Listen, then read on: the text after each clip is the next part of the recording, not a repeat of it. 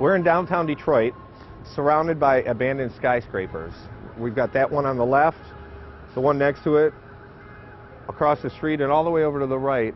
All these buildings are empty and have been for about 30 years, right in the heart of a major American city. People are not able to afford buying a house because a lot of those individuals do not have a good credit for the bank to give them loans so they can buy the house. Neither they have enough savings for them to go and put a down payment on the house. So what's happening right now is people are not able anymore to live in very well established neighborhood in the city. So they're leaving out the city and they're moving somewhere else. So that's why we see a great impact on losing the population on the city of Detroit. And this used to be a neighborhood. This used to be where thousands of people lived. And now it's just a bunch of empty fields because they all left the city and everything they left behind crumbled or went away. And now this is what a neighborhood in the heart of the city of Detroit looks like.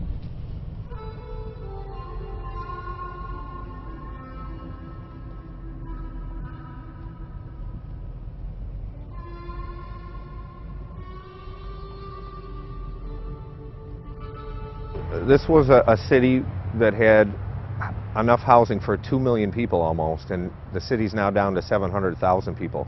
And so when all those people leave, they leave these houses behind, and after a while those houses crumble to the ground or get burned down, and eventually you get fields like this, these prairies where whole blocks once stood and are now, they look like parkland, but they're not deliberate parkland. It's just what results when everybody goes away. Well, the economy is kind of bad, and a lot of people is in the same predicament that I'm in, but things do happen. People are capable of falling down and getting back up. So Michigan was the big three, you know, Ford, Chevrolet, and Chrysler. And they all kind of had their ups and downs, but they're picking back up little by little.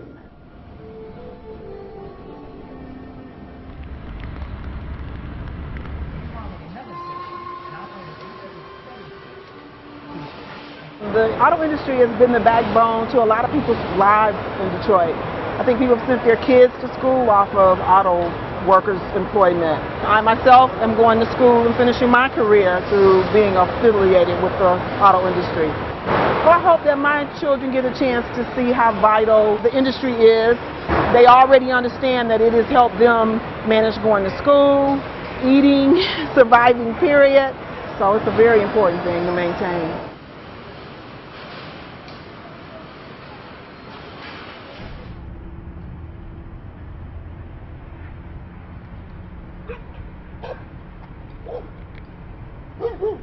This is the former plant that they produced Packard automobiles and aircraft engines for World War II.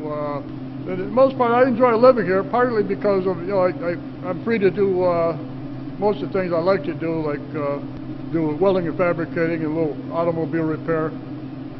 But part of the enjoyment of living here is there's a lot of solitude. You know, I can reflect on life and see it as I feel that it really is. I don't have the worry of a credit card, a mortgage, or a car payment. You know, everything's all paid for. So with that, you know, it gives me great freedom in not having to worry about bills, and more bills.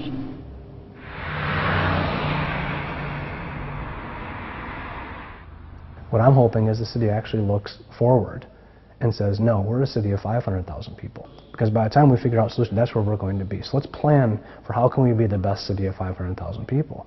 And understand that it's not going to look like Detroit of 1950. And it's not even going to look like Indianapolis, which has 500,000 people. So don't try and think of how do we make the city look like another model, because it can't be. It has to be something unique. And I think if we go down that road, we can create something that's incredible.